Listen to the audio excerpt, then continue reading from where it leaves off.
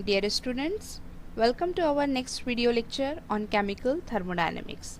And today's contents are internal energy, first law of thermodynamics, formulation of first law of thermodynamics, first law of thermodynamics for various processes.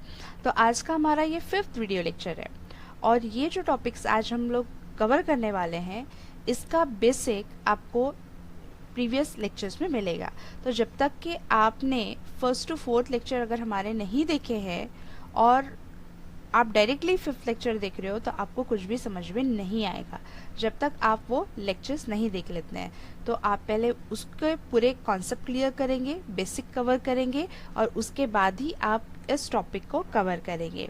तो आज का जो हमारा important topic है यहाँ पर first law of thermodynamics. तो first law of thermodynamics के लिए हमने कुछ बेसिक ऑलरेडी पढ़ चुके हैं और एक टॉपिक जो रहा है इंटरनल एनर्जी वो हम आज देखने वाले हैं। तो फर्स्ट इज इंटरनल एनर्जी। अब इंटरनल एनर्जी क्या है ये हमको समझना है। तो किसी भी सब्सटेंस के पास में एनर्जी एक डेफिनाइट अमाउंट में प्रेजेंट रहती है। तो वो जो एनर्जी है उसके अंदर जो प्रेजेंट है, स्टोर है, वही एनर्जी कहलाती है internal energy. Every substance is associated with a definite amount of energy. हर एक सब्सटेंस के पास में डेफिनाइट अमाउंट होता है एनर्जी का। This energy is stored in a substance और वो एनर्जी कहाँ होती है स्टोर? उस सब्सटेंस के अंदर। उसी को क्या कहते हैं हम? Internal energy. और इंटरनल एनर्जी को डिनोट करते हैं यू से। इंटरनल एनर्जी को डिनोट किया जाता है यू से।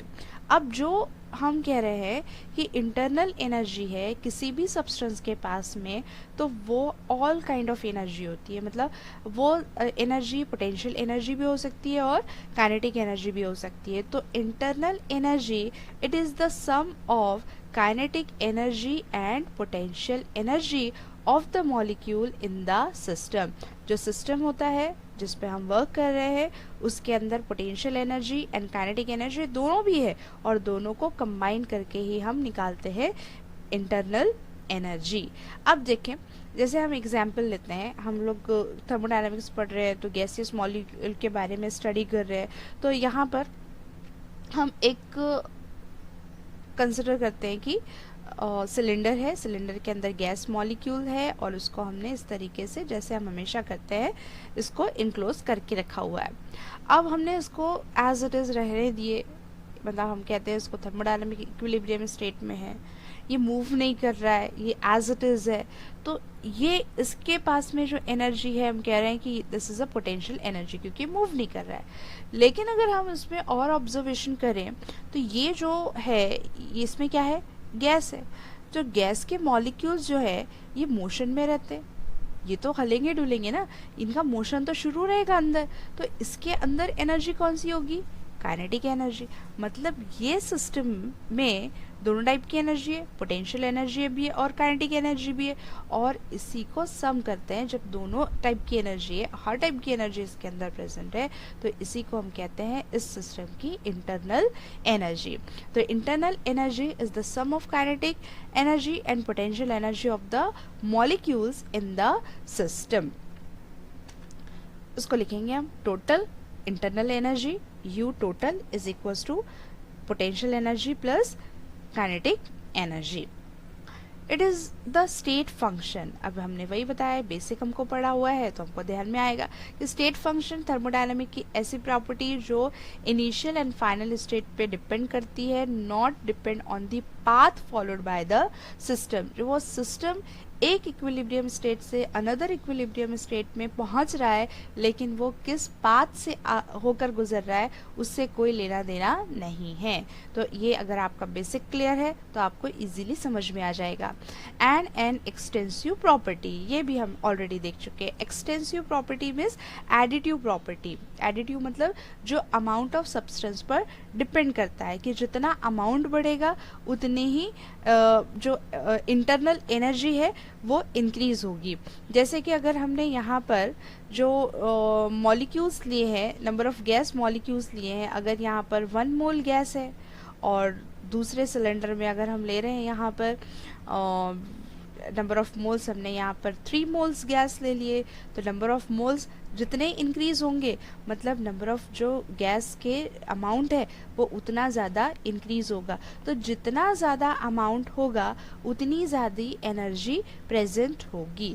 तो अमाउंट ऑफ सब्सटेंस पर जो डिपेंड करता है वो कहलाता है एक्सटेंसिव प्रॉपर्टी। तो इंटरनल एनर्जी ज़्यादा कब होगी, जब जितना अमाउंट बढ़ेगा। तो this is extensive property. The change in internal energy of a system can be determined when it goes from one state to another state. अब देखो, हम टोटल एनर्जी को फाइंड आउट नहीं कर सकते, किसी भी सब्सटेंस में कितनी स्टोर है एनर्जी हम वो कैलकुलेट नहीं कर सकते, लेकिन हाँ हम चेंज इन एनर्जी को कैलकुलेट कर सकते हैं। तो हमको पता है कि चेंज होना मतलब हम लिखते हैं कि कोई भी जो प्रॉपर्टी है चेंज होती है तो हम डेल यू से इंडिकेट करते हैं। तो del U is equals to U two minus U one, मतलब ये final state to initial state. तो change in internal energy is equal to U two minus U one. तो इससे हम internal energy, change in internal energy को find out करेंगे ये फॉर्मूले से। तो आपको ये फॉर्मूलेज भी याद रखना है। तो ये जो हम लोग फर्स्ट लॉ ऑफ थर्मोडायनेमिक्स पढ़ने वाले हैं, तो फर्स्ट लॉ ऑफ थर्मोडायनेमिक्स के लिए हमको 3 कॉन्सेप्ट लगते हैं। एक लगता है Q मीन्स हीट, दूसरा लगता है हमको W वर्क, और तीसरा लगता है हमको इंटरनल एनर्जी U। तो हीट एंड वर्क के बारे में हमने लास्ट लेक्चर में पढ़े हैं, इंटरनल एनर्जी हमने अभी पढ़ा है। तो ये तीनों कॉन्सेप्ट को मिलाकर ही फर्स्ट लॉ ऑफ थर्मोडायनेमिक्स आगे हम देखने वाले हैं। A transfer of energy from the system would change its internal energy. अब जो एनर्जी है, energy in the form of heat और in the form of work, ये भी हमने देखा है। तो वो जो एनर्जी का ट्रांसफॉर्मेशन होता है सिस्टम से सराउंडिंग पर या सराउंडिंग से सिस्टम पर, तो उसकी वजह से इंटरनल एनर्जी चेंज होती है। To know change in internal energy delta U, the energy supplied to और remove from the system need to be monitor. तो ये जो इंटरनल एनर्जी चेंज हो रही है, ये चेंज कैसे हो रही है, जब हम इसके ऊपर हीट सप्लाई कर रहे हैं या फिर हम इसमें से हीट रिमूव कर रहे हैं, तो उसको मॉनिटर करना है। उसके अकॉर्डिंग ही हम साइन कन्वेंशन देंगे। जैसे हमने वर्क का और हीट का साइन देखा था कि plus W minus W plus Q minus Q, उसी तरीके से इंटरनल एनर्जी में भी प्लस और माइनस के साइन रहेंगे, वो भी इंक्रीज और डिक्रीज होगी। तो ये कब होती है, इसके लिए हम आगे का ये कॉन्सेप्ट पढ़ते हैं। देखिए, अब इस डायग्राम को आपको केयरफुली ऑब्जर्व करना है और समझना है, क्योंकि इसी के बेस में रहेंगे न्यूमेरिकल। देखिए, सबसे पहले क्या दिया हुआ है यहाँ पर, आप ऑब्जर्व करें, ये है हीट एडेड टू सिस्टम। मतलब हीट क्या हो रही है, ऐड हो रही है, हीट ऐड हो रही है, हीट एब्जॉर्ब कर रहा है। कौन एब्जॉर्ब कर रहा है, सिस्टम। ये क्या है, सिस्टम है। तो सिस्टम अगर हीट एब्जॉर्ब करे, और उसको इंडिकेट किससे करते हैं, अगर सिस्टम हीट एब्जॉर्ब करता है तो प्लस क्यू से। हीट एब्जॉर्ब हो रही है, मतलब हीट कहाँ से आ रही है, सराउंडिंग से आ रही है। किसके ऊपर में, सिस्टम से पे आ रही है। सराउंडिंग से कहाँ आ रही है, सिस्टम पे। तो हीट अगर एब्जॉर्ब होती है तो सिस्टम की एनर्जी बढ़ना चाहिए, क्योंकि हीट क्या है, heat is the form of energy. तो ये एनर्जी कहाँ जा रही है, सिस्टम के पास। तो सिस्टम की इंटरनल एनर्जी क्या होगी, इंक्रीज होगी। तो यहाँ पर चेंज इन इंटरनल एनर्जी, मतलब जो पूरी उसके पास में एनर्जी है, टोटल एनर्जी, ये चेंज इन एनर्जी क्या होना है, इंक्रीज होना है। तो अगर इंटरनल एनर्जी इंक्रीज हो रही है तो हम उसको किससे इंडिकेट करेंगे, प्लस साइन से। अब उसके opposite, heat given of by system, अगर हीट रिलीज हो रही है, अब इस सिस्टम में से हीट बाहर निकल जा रही है, मतलब सराउंडिंग के पास चले जा रही है हीट निकल रही है, मतलब इसके अंदर की एनर्जी क्या हो रही है, बाहर की तरफ जा रही है। तो यहाँ से हीट निकल के बाहर चले गई तो सिस्टम की एनर्जी क्या हो गई, डिक्रीज हो गई। तो सिस्टम की एनर्जी डिक्रीजेस। अगर एनर्जी डिक्रीज हो रही है तो हम इसको किससे इंडिकेट करेंगे, माइनस साइन से, है ना। अब वर्क के लिए देखेंगे, work is the form of energy. तो वर्क कहाँ हो रहा है, वर्क डन ऑन सिस्टम। अगर वर्क सिस्टम पे हो रहा है तो सिस्टम की एनर्जी क्या होना है, इंक्रीज होना है। तो सिस्टम की एनर्जी इंक्रीज होना है तो इंटरनल एनर्जी इंक्रीजेस। अगर एनर्जी इंक्रीज हो रही है तो हम उसको इंडिकेट करेंगे प्लस साइन से, है ना। अब वर्क डन बाय सिस्टम, अब वर्क डन बाय सिस्टम मतलब कि सिस्टम वर्क कर रहा है, किसके ऊपर वर्क कर रहा है, सराउंडिंग के ऊपर। तो सिस्टम के ज़रिए सराउंडिंग पे वर्क हो रहा है, तो सिस्टम की एनर्जी कहाँ चले जा रही है, सराउंडिंग पे चले जा रही है, तो सिस्टम की एनर्जी डिक्रीज हो गई। तो सिस्टम की इंटरनल एनर्जी डिक्रीज हो गई, कम हो गई, तो उसको कौन से साइन से इंडिकेट करेंगे आप, माइनस साइन से। तो ये है साइन कन्वेंशन कि इंटरनल एनर्जी इंक्रीज कब होती है और डिक्रीज कब होती है। तो उसके लिए आपको ये ध्यान में रखना है, अगर हीट एब्जॉर्ब हो रहा है, सिस्टम अगर हीट को एब्जॉर्ब कर रही है, internal energy increases, positive sign. अगर हीट रिलीज हो रही है, internal energy decreases, negative sign. Work अगर सिस्टम पे हो रहा है तो internal energy increases, positive sign. Work हो रहा है सिस्टम के थ्रू सराउंडिंग पर, internal energy decreases, negative sign. अब आते हैं अपने मेन टॉपिक पे, first law of thermodynamics. First law of thermodynamics हम लोग 8-9 स्टैंडर्ड से पढ़ते आ रहे हैं। Law of conservation of energy, कि एनर्जी जो है वो स्टोर है, energy is neither be created nor be destroy, वही है first law of thermodynamics. First law of thermodynamics is simply the law of conservation of energy. Energy जो है वो कैसी है, कंजर्व है, स्टोर है। होता क्या है एग्जैक्टली कि एनर्जी एक फॉर्म से अनदर फॉर्म में कन्वर्ट होती है। तो हम यहाँ पर एक एग्जाम्पल के थ्रू समझने की कोशिश करते हैं कि एनर्जी कैसे एक दूसरे से कन्वर्ट होती है, एक फॉर्म से अनदर फॉर्म में चेंज होती है। तो अब देखिए कि आपने डैम देखा है, जैसे मोरसी डैम वगैरह है ना, तो ये जो डैम है उसमें क्या करते हैं, वाटर को स्टोर करके रखते हैं। और वाटर को स्टोर करने के लिए उसको मतलब यहाँ पर स्टोरेज के लिए डोर्स लगाए जाते हैं, दरवाजे लगाए जाते हैं, जिसकी हेल्प से जो वाटर है उसको स्टोर किया जा सके। तो ये जो इस तरीके से बनाते हैं डैम, तो यहाँ पर जो एनर्जी है वाटर की, क्योंकि स्टोरेज है पानी, तो ये मूव नहीं हो रहा है, तो इसलिए इसके पास जो एनर्जी है वो कौन सी एनर्जी रहती है, पोटेंशियल एनर्जी। अब ये जो वाटर है वो बहुत ज़्यादा हो गया, बहुत बारिश हो गई, इसकी वजह से वो ओवरफ्लो हो गया। तो ओवरफ्लो होने की वजह से क्या होता है कि ये जो इसके दरवाजे होते हैं उसको खोल दिया जाता है। जब ये दरवाजे खुल जाते हैं तो ये पानी क्या होगा, नीचे आएगा, है ना। और ये जब पानी नीचे आएगा, मूवमेंट में आ गया, ये मोशन में आ गया। और जब कोई भी मॉलिक्यूल मोशन में आ जाते हैं तो उनके पास एनर्जी क्रिएट हो जाती है, कौन सी, काइनेटिक एनर्जी। तो यहाँ पे क्या हुआ, potential energy is converted into kinetic energy. और कई जगह पर जहाँ पर पानी गिरता है उसके नीचे टरबाइंस लगा देते हैं। तो ये जो टरबाइंस हैं, ये टरबाइंस के ये ब्लेड होते हैं, ये ब्लेड है, जैसे कि पंखा होता है उस तरीके से ये ब्लेड है। तो ये ब्लेड के ऊपर जब पानी गिरता है तो ये मूव करता है, ब्लेड जो है वो मूव करता है। और मूव करने की वजह से यहाँ पर एक एनर्जी क्रिएट होती है, दैट इज मैकेनिकल एनर्जी। यहाँ पर एक और नई एनर्जी प्रोड्यूस हो गई, mechanical energy.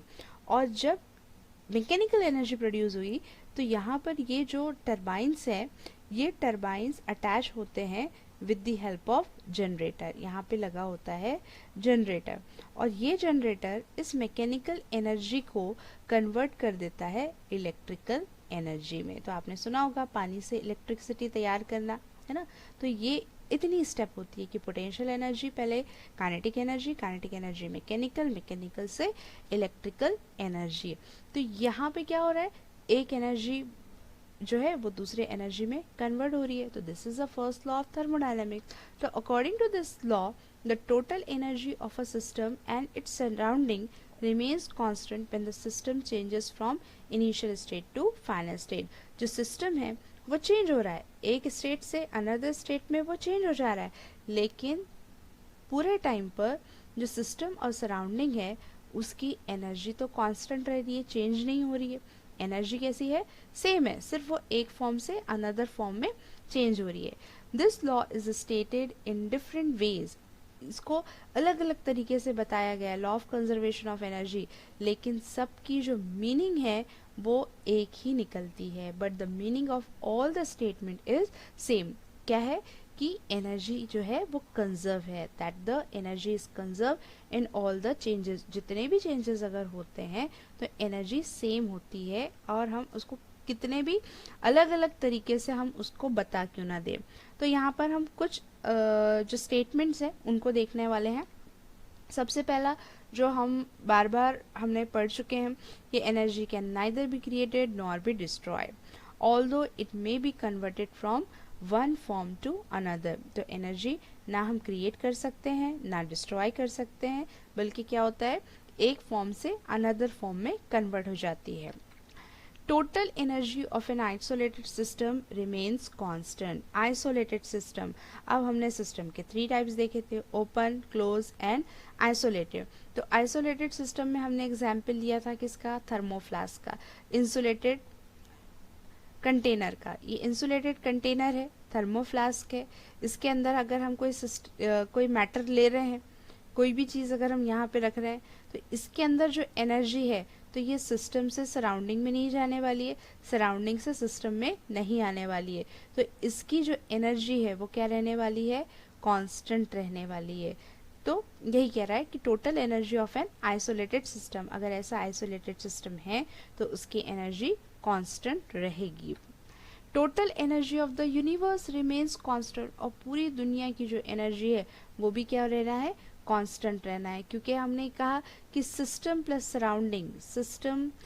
Surrounding is equals to universe, system plus surrounding is equals to universe. तो यहाँ पे क्या हो रहा है कि सिस्टम से सराउंडिंग, सराउंडिंग से सिस्टम, एनर्जी एक्सचेंज हो रही है, मतलब पूरे यूनिवर्स की जो एनर्जी है वो कांस्टेंट है। तो हमने फर्स्ट लॉ ऑफ थर्मोडायनामिक्स देखा है, अब उसको हमको मैथमेटिकली एक्सप्रेस करना है, फॉर्मूले में कन्वर्ट करना है।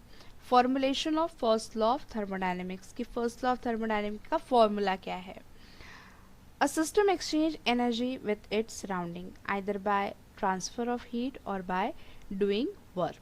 मतलब जो एनर्जी का ट्रांसफॉर्मेशन होता है सिस्टम से सराउंडिंग या सराउंडिंग से सिस्टम पे, तो एक तो हीट के फॉर्म में होता है या फिर वर्क के फॉर्म में होता है। हमने बेसिक जब पढ़े हैं उसमें आपको बताया है।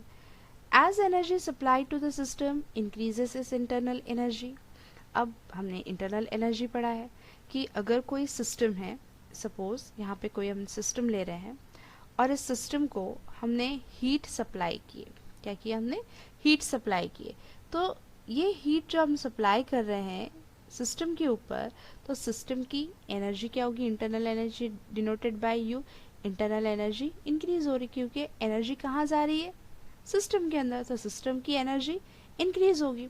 On the other hand removal of heat और work from the system decreases its internal energy. अगर हमने इस सिस्टम में से हीट को रिमूव कर दिए, रिमूवल ऑफ हीट, अगर हमने हीट को रिमूव कर लिए तो सिस्टम की इंटरनल एनर्जी क्या हो जाएगी, यहाँ पर डिक्रीज हो जाएगी, है ना, क्योंकि यहाँ पे हीट हम इस सिस्टम में से निकाल रहे हैं। तो अभी हमने जो इससे पहले थोड़ी देर पहले कॉन्सेप्ट पढ़ा है कि अगर हीट एब्जॉर्ब होती है तो इंटरनल एनर्जी इंक्रीज होगी, अगर हीट रिलीज होती है तो इंटरनल एनर्जी डिक्रीज होगी।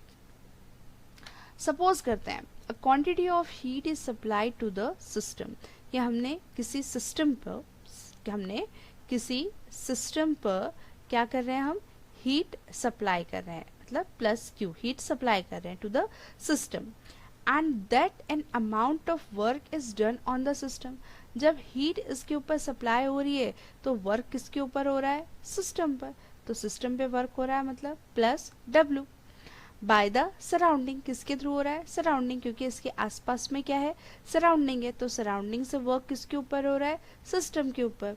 The internal energy of the system will increases, तो जिससे क्या होगा कि इस सिस्टम की इंटरनल एनर्जी यू क्या होना है, इंक्रीज होना है। तो फिर इसका मैथमेटिकल जो इक्वेशन बनेगी वो इस तरीके से बनेगी कि इंटरनल एनर्जी ये क्या हो रही है, इंक्रीज हो रही है। कब इंक्रीज हो रही है, जब हीट एब्जॉर्ब कर रहा है कौन, सिस्टम, सिस्टम हीट एब्जॉर्ब कर रहा है और वर्क डन हो रहा है सिस्टम के ऊपर। तो ये इक्वेशन मिलेगी हमको, delta U is equals to Q plus W. तो this is the first law of thermodynamics का मैथमेटिकल एक्सप्रेशन है, ये आपको याद रखना है। Delta U is equals to Q plus W. Delta U क्या हो रहा है यहाँ पर, delta U change in internal energy. कब चेंजेस हो रही है, कब बढ़ रही है इंटरनल एनर्जी, जब सिस्टम हीट को एब्जॉर्ब कर रहा है और वर्क हो रहा है सिस्टम के ऊपर बाय द सराउंडिंग। अब यही फर्स्ट लॉ ऑफ थर्मोडायनेमिक्स का जो हमने यहाँ मैथमेटिकल एक्सप्रेशन देखे हैं, delta U is equals to Q plus W, यही एक्सप्रेशन को हम डिफरेंट प्रोसेसेस में अप्लाई करेंगे। प्रोसेसेस हमने पढ़ा है कौन कौन से, आइसोबैरिक, आइसोचोरिक, आइसोथर्मल, एडियाबैटिक। तो ये प्रोसेस में हम ये थर्मोडायनेमिक की इक्वेशन को अप्लाई करेंगे और वो प्रोसेसेस की हम इक्वेशन को फाइंड आउट करेंगे। First law of thermodynamics for various processes. The first process is isothermal process. अब हमने isothermal process में पढ़ा था, आइसो मतलब होता है सेम, थर्मल मतलब होता है टेम्परेचर, जिसमें टेम्परेचर कांस्टेंट रहता है। तो टेम्परेचर अगर कांस्टेंट रहता है तो उस सिस्टम की इंटरनल एनर्जी भी कांस्टेंट रहती है थ्रू आउट दी ट्रांसफॉर्मेशन। जो एक इक्विलिब्रियम स्टेट से अनदर इक्विलिब्रियम स्टेट में सिस्टम का ट्रांसफॉर्मेशन होता है, उस टाइम पर अगर टेम्परेचर कांस्टेंट रहता है तो इंटरनल एनर्जी भी कांस्टेंट रहेगी। In this process temperature is constant, hence the internal energy of the system constant, delta U is equals to 0। By first law of thermodynamics अभी हमने इक्वेशन देखा है, मैथमेटिकल एक्सप्रेशन देखा है, delta U is equals to Q plus W. अब delta U कितना है हमारे पास में, 0, तो ये डेल्टा यू की जगह आ जाएगा 0, तो ये होगा 0 is equals to Q plus W. तो फिर इसको हम रीअरेंज करके लिख सकते हैं, Q is equals to minus W. और दूसरा इक्वेशन भी हम इसका बना सकते हैं इसके अपोजिट, कि W is equals to minus Q. तो ये अभी हमने Q is equals to minus W जो इक्वेशन हमने यहाँ लिखा है, तो ये इक्वेशन क्या इंडिकेट करता है कि in isothermal process heat absorb by the system. देखो जो हमने प्लस माइनस के जो साइन देखे हैं वही इम्पॉर्टेंट है। अब ये कह रहा है कि heat absorb by the system, heat absorb हो रही है क्योंकि यहाँ पर कुछ नहीं है, मतलब प्लस है, तो प्लस क्यू बता मतलब क्या होता है, हीट एब्जॉर्ब कौन कर रहा है, सिस्टम कर रहा है। तो जो सिस्टम एब्जॉर्ब कर रहा है is utilize to do work, और सिस्टम हीट को एब्जॉर्ब करके उसको यूटिलाइज कर रहा है वर्क में, मतलब वर्क जो है वो सिस्टम से सराउंडिंग की तरफ हो रहा है, क्योंकि सिस्टम ने हीट को एब्जॉर्ब किया और एब्जॉर्ब करके उसको वर्क करने के लिए उसको यूटिलाइज किया, तो सिस्टम से वर्क कहाँ हो रहा है, सराउंडिंग पे। इसलिए यहाँ पर क्या आ रहा है, नेगेटिव साइन। ये नेगेटिव साइन इसलिए आ रहा है क्योंकि वर्क कहाँ पे हो रहा है, सराउंडिंग के ऊपर में। ठीक है, next process is adiabatic process. अब एडियाबैटिक प्रोसेस में देखते हैं, एडियाबैटिक प्रोसेस मतलब जिसमें हीट कांस्टेंट रहती है। हीट कांस्टेंट है मतलब Q is equals to 0, heat is constant. By first law of thermodynamics delta U is equals to Q plus W. हमको पता है कि फर्स्ट लॉ ऑफ थर्मोडायनेमिक्स के according delta U is equals to Q plus W. अब Q 0 है तो Q 0 लिख दिया हमने यहाँ पर, delta U is equals to Q की जगह 0 plus W, delta U is equals to W, क्योंकि 0 तो हट गया, delta U is equals to W. तो यहाँ पे ये इक्वेशन क्या इंडिकेट करती है, increases in internal energy of the system. यहाँ कोई साइन नहीं है मतलब पॉजिटिव है, तो पॉजिटिव है मतलब इंटरनल एनर्जी इंक्रीज हो रही है, is due to work done on it by the surrounding. क्योंकि इसके आगे कौन सा साइन है, प्लस का है, तो प्लस का साइन है मतलब वर्क कहाँ हो रहा है, सिस्टम के ऊपर। किसके थ्रू हो रहा है, सराउंडिंग से। सराउंडिंग से वर्क हो रहा है जब सिस्टम के ऊपर, तो सिस्टम की इंटरनल एनर्जी क्या होने वाली है, यहाँ पर इंक्रीज होने वाली है। तो एडियाबैटिक प्रोसेस की जो एक्सप्रेशन आएगी, delta U is equals to W. Next process है isochoric process. In this process the volume of the system remains constant. अब देखिए वॉल्यूम कांस्टेंट है, ठीक है, वॉल्यूम कांस्टेंट है। अब कोई हमने सिस्टम लिया है, गैसियस सिस्टम, और इसका वॉल्यूम जो है हमने कांस्टेंट रखा है। अब वॉल्यूम कांस्टेंट रखा है मतलब ये जो गैस है ये गैस एक्सपांड भी नहीं हो रही है, एक्सपांड होती तो वॉल्यूम इंक्रीज हो जाता। ये गैस कॉम्प्रेस्ड भी नहीं हो रही है, अगर कॉम्प्रेस्ड होती है तो वॉल्यूम कम हो जाता है। तो यहाँ पर कोई चेंजेस ही नहीं हो रहा है, ना मतलब एक्सपांड हो रही है ना ही कॉम्प्रेस्ड हो रही है। तो जब वॉल्यूम चेंज नहीं हो रहा तो वर्क हो रहा है क्या? नहीं, क्योंकि एक्सपांशन एंड कॉम्प्रेशन हो ही नहीं रहा है, तो नो वर्क इज डन। तो W इज इक्वल्स टू 0, तो वही लिखना है हमको। Therefore the system does not perform mechanical work, क्योंकि एक्सपांशन नहीं है, कॉम्प्रेशन नहीं है, वॉल्यूम चेंज नहीं है, तो no work is done. W is equals to 0। By first law of thermodynamics delta U is equals to Q plus W, और W की जगह हम 0 लिख देंगे तो रह क्या जाएगा? Delta U is equals to Q। अब यहाँ पर V इसके सफिक्स में लिखा हुआ है, ये यहाँ पे V, तो V का मतलब क्या है? Volume remains constant. तो इसको इस तरीके से इंडिकेट करते हैं, delta U is equals to Q, और उसके सफिक्स में आप लगाएंगे V। Isobaric process. Isobaric process, in this process pressure remains constant. अब क्या आपको constant रखना है? Pressure remains constant. अब आपको पता है कि against constant external pressure work is equals to minus PEX into delta V. तो आपको ये वाली एक्सप्रेशन यहाँ पे यूज करना पड़ेगा।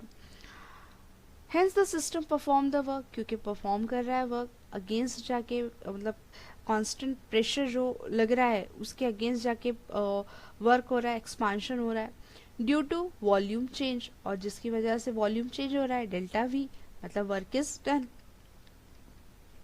W is equals to minus PEX, या फिर T भी लिख सकते हैं हम, external pressure into delta V। Let Q be the heat absorbed by the system at constant pressure. जो हीट एब्जॉर्ब हो रही है तो वो हम Q से उसको इंडिकेट कर रहे हैं।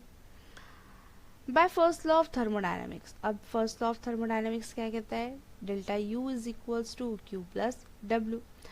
अब यहाँ पर हम W की जो वैल्यू है minus PEXT into delta V यहाँ लिखेंगे, मतलब delta U is equals to Q plus minus PEXT into delta V, plus minus minus, तो यहाँ पे आ जाएगी equation delta U is equals to Q plus minus minus minus PEXT into delta V। और इसको थोड़ा सा अगर हमने शिफ्टिंग कर दिया तो क्या हो जाएगा? यहाँ पर Q, अभी इस पे ध्यान मत दे P पर, यहाँ पर आएगा Q, इसको शिफ्ट कर रहे हैं हम, कहाँ पे शिफ्ट कर रहे हैं इसको? इधर माइनस था, यहाँ पे आ जाएगा तो ये प्लस हो जाएगा। तो डेल्टा U माइनस इधर गया plus, plus PEXT into delta V, सिर्फ इसको शिफ्टिंग करें अपने। और इसके सफिक्स में हमने ये स्मॉल यहाँ पर P लिख रहे हैं, P मतलब एट कांस्टेंट प्रेशर। इससे पहले हमने V लिखे थे, यहाँ लिखे हम P मतलब कांस्टेंट प्रेशर। तो ये दोनों भी इक्वेशन जो है ये हम मैथमेटिकल एक्सप्रेस कर सकते हैं, दोनों में से कोई एक भी कर सकते हैं। फर्स्ट लॉ ऑफ थर्मोडायनेमिक्स आगे पढ़ने वाले हैं enthalpy, relation between del H and del U, work done in chemical reaction and numericals, जो हम आगे के वीडियो लेक्चर में कवर करेंगे।